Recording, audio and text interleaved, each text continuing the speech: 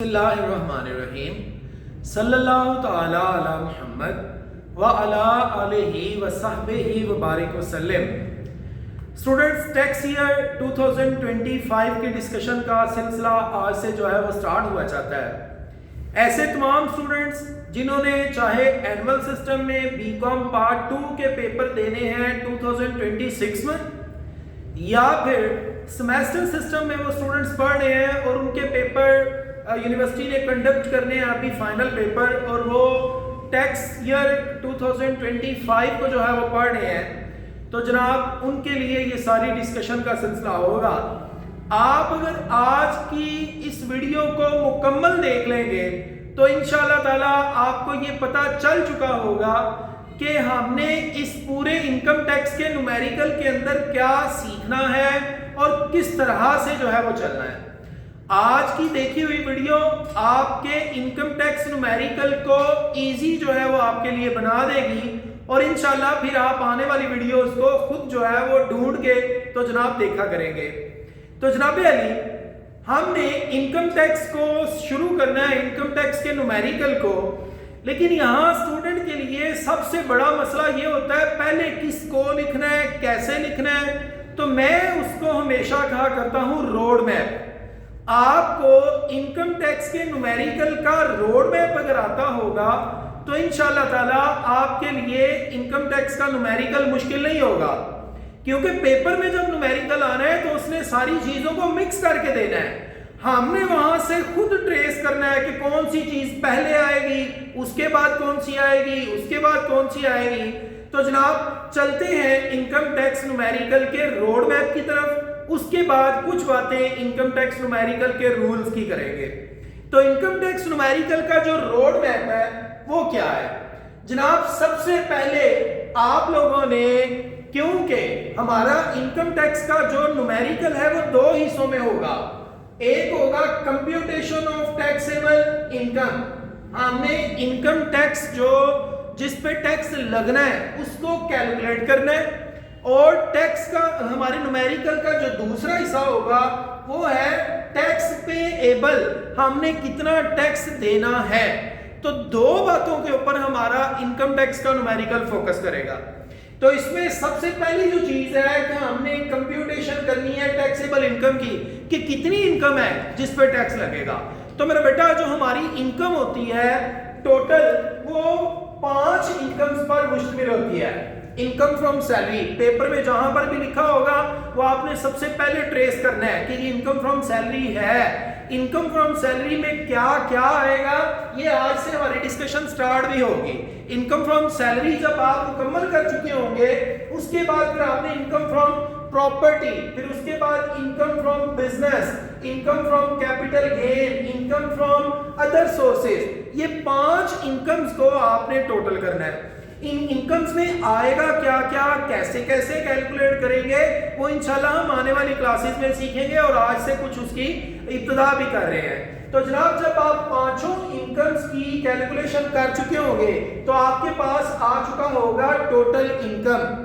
जब आपके पास total income आ चुकी होगी तो फिर उसमें से कुछ चीजें माइनस हुआ करेंगी, उसको कहते हैं अलाउएबल डिडक्शंस। वो कौन कौन सी चीजें हैं, कैसे कैसे माइनस होंगी, उनके रूल्स क्या होंगे, वो इंशाल्लाह आने वाली क्लासेस में हमने सीखना है।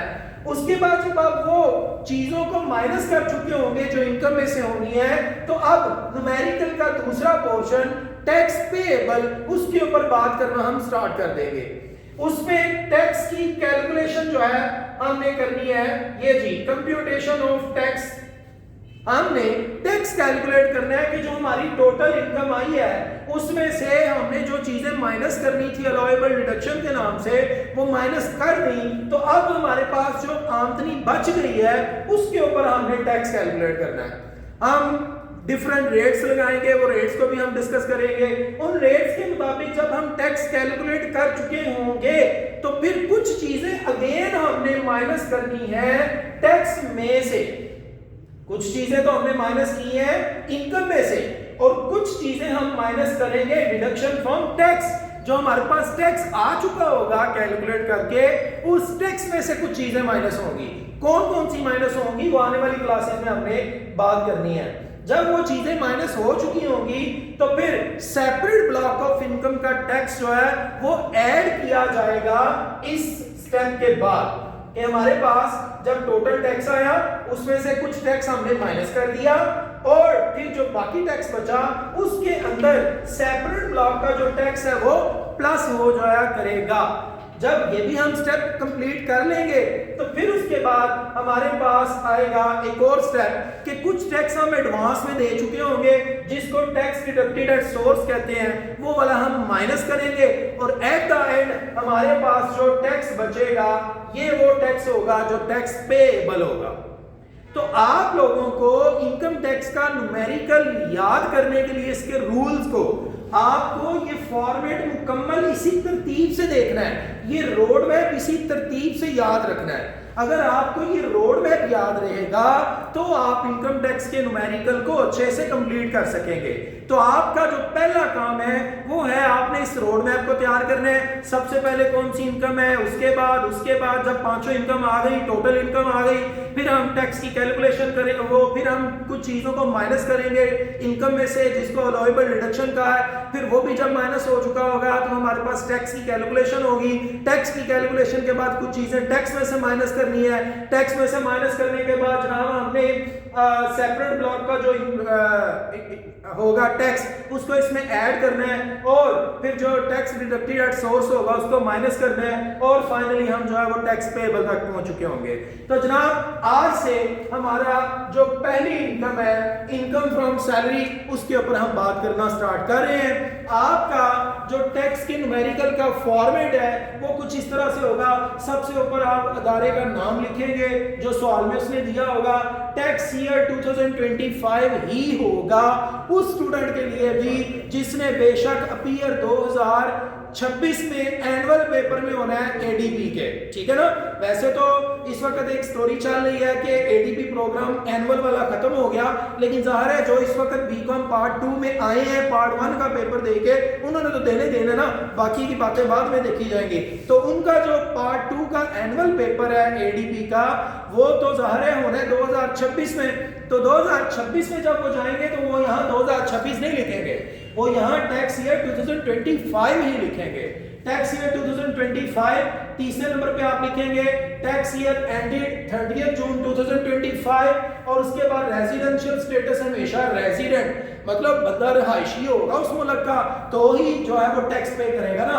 और उसके बाद tax computation of taxable income and tax payable. ये लिखने के बाद आपने सबसे पहली जो आपकी इनकम है इनकम फ्रॉम सैलरी उसको ले लेना है, उसकी हेडिंग दे देनी है सेक्शन 12, ये भी आपको खुद याद रखना है। और फिर आपने सारा न्यूमेरिकल पढ़ने के बाद आपके न्यूमेरिकल में इनकम फ्रॉम सैलरी से रिलेटेड जो जो चीजें होंगी उनको पहले लिखना है। अब आपके न्यूमेरिकल में इनकम फ्रॉम सैलरी से रिलेटेड क्या क्या चीजें होंगी ये उसी सूरत आपको आएगा जब आप आने वाले तमाम लेक्चर्स को भी रूटीन से देखते चले जाएंगे, अपने पास फॉर्मेट बनाते जाएंगे और उसको याद भी रखेंगे।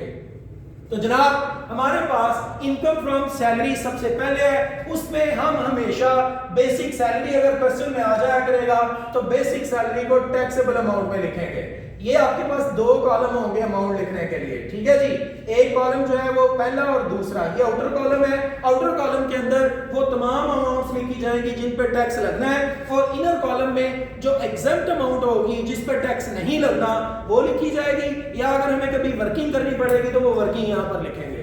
तो जनाब बेसिक सैलरी हमारी हमेशा टैक्सेबल होगी, बोनस हमेशा अगर क्वेश्चन में आया तो टैक्सेबल होगा, कमीशन हमेशा टैक्सेबल होगी, ओवरसीज अलाउंस हमेशा टैक्सेबल होगा, कॉस्ट ऑफ लिविंग अलाउंस हमेशा टैक्सेबल होगा। ये आपके पास 5 चीजें हैं जिनको मैं स्टूडेंट्स को इस तरह भी बताता हूं, बीपीसी डॉट। एक चीज रह गई मेरे ख्याल में जी, डियरनेस अलाउंस जो है वो इसमें नहीं लिखा, तो चले कोई बात नहीं, आप ऐसे याद रख लीजिएगा कि अगर डियरनेस अलाउंस आ गया तो वो भी जो है वो माइनस होगा।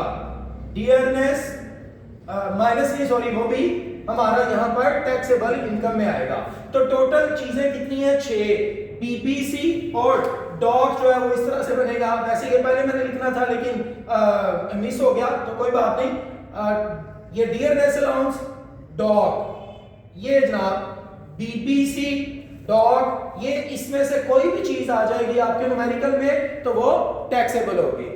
उसके बाद मेरा बेटा अकोमोडेशन, ये भी आपकी इनकम फ्रॉम सैलरी का हिस्सा है। अकोमोडेशन क्या होती है कि आपका एम्प्लॉयर आपको रहने के लिए घर दे दे तो वो जनाब अकोमोडेशन है, या आपको रहने के लिए घर ना दे बल्कि अलाउंस दे दे, आपकी सैलरी में कुछ पैसे ऐड करे और बोले खुद ही मैनेज कर लेना, तो वो अकोमोडेशन अलाउंस है।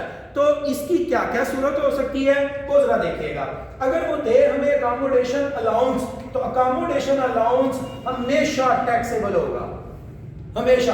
अगर वो अकोमोडेशन अलाउंस ना दे तो वो क्या देगा, वो देगा अकोमोडेशन फैसिलिटी। अगर अकोमोडेशन फैसिलिटी दे तो फिर देखा ये जाएगा कि उसने ये फैसिलिटी, उसने ये घर जो है वो आपको छोटे शहर में दिया या बड़े शहर में। अगर उसने आपको अकोमोडेशन फैसिलिटी दी है बड़े शहर में तो फिर आप क्या करेंगे, आपकी जो बेसिक सैलरी है इसका 45% लेके तो टैक्सेबल कर देंगे। जो चीजें नहीं लिखी वो आप अपने पास लिखें ताकि आपका नोट भी हो जाए। तो आपके पास जब भी अकोमोडेशन फैसिलिटी क्वेश्चन में आ जाएगा कि एम्प्लॉयर ने अकोमोडेशन फैसिलिटी दी है अपने एम्प्लॉय को, तो फिर उस सूरत हम क्या करेंगे कि बेसिक सैलरी जो है उसका 45% लेके तो टैक्सेबल करेंगे अगर बड़े शहर में आपको घर मिला है, और अगर आपको घर मिला है छोटे शहर में तो फिर उस सूरत में बेसिक सैलरी का 30% जो है वो लेके टैक्सेबल करेंगे। ये आप याद रखिएगा। बिग सिटी के लिए आपने जो है वो 45% ले रहे हैं किसका, बेसिक सैलरी का, और स्मॉल सिटी के लिए आपने 30% लेना है किसका, बेसिक सैलरी का। तो ये आपका दूसरा पॉइंट है कि अगर अकोमोडेशन फैसिलिटी मिली है। और तीसरा और आखिरी पॉइंट आपका अकोमोडेशन के पॉइंट ऑफ व्यू से वो ये है कि अगर उसने हमें अकोमोडेशन फैसिलिटी की जगह लिख दिया है rent ceiling paid by employ, और उसने क्वेश्चन में एक रकम दी है, कहता है ये वो रेंट है कि आपका एम्प्लॉयर आपको पे करता अगर वो अकोमोडेशन फैसिलिटी ना देता तो, ठीक है ना। दी उसने हमें अकोमोडेशन फैसिलिटी है, लेकिन वो लिखता है कि अगर आपका एम्प्लॉयर आपको घर ना देता तो फिर उसने इतना सीलिंग रेंट पे करना था। उस सूरत में हम क्या करेंगे कि जो अमाउंट ऑफ रेंट होगी, अमाउंट ऑफ रेंट, वो रेंट की अमाउंट हम यहां लिखेंगे और उसमें से माइनस करें, और साथ में हम जो है वो लिखेंगे 45% और 30% किसका, बेसिक सैलरी का, और वो यहां लिखेंगे और देखेंगे इनमें से बड़ी अमाउंट कौन सी है, जो बड़ी होगी वो टैक्सेबल होगी।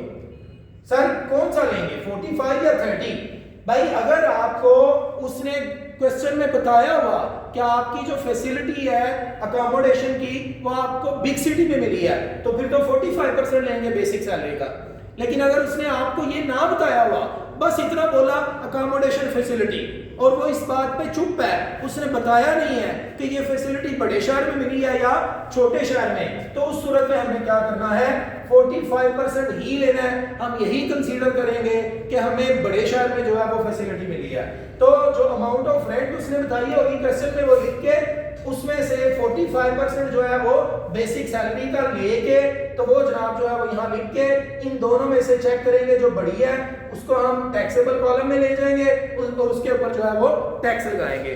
तो टोटल ये हमारी अकोमोडेशन से रिलेटेड 3 बातें हैं। अकोमोडेशन अलाउंस हो तो टैक्सेबल, अकोमोडेशन फैसिलिटी है तो देखना बस ये है कि बड़े शहर में है कि छोटे शहर में है। बड़े शहर में है तो 45% टैक्सेबल बेसिक सैलरी का, छोटे शहर में है तो 30% टैक्सेबल बेसिक सैलरी का।